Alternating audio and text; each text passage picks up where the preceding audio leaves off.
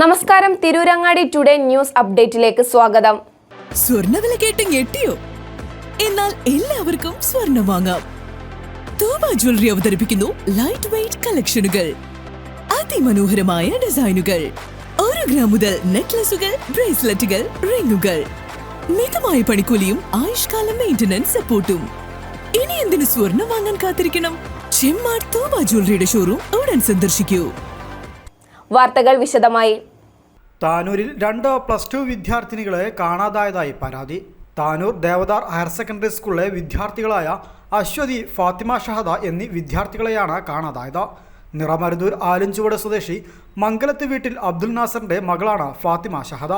Pariyapuram മടത്തിൽ road സ്വദേശി മലപ്പുറംകാരൻ വീട്ടിൽ പ്രകാശിന്റെ മകളാണ് അശ്വതി. ഇരുവരും താനൂർ ദേവദാർ ഹയർ സെക്കൻഡറി സ്കൂളിലെ +2 വിദ്യാർത്ഥികളാണ്. ഇന്നലെ പരീക്ഷ എഴുതാൻ പോയ വിദ്യാർത്ഥികൾ സ്കൂളിലെത്തിയിരുന്നില്ല. ഉച്ചയ്ക്ക് ശേഷം ഇവരെ കാണാതായെന്നാണ് വിവരം.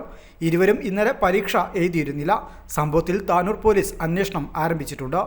News bureau, Tirurangadi.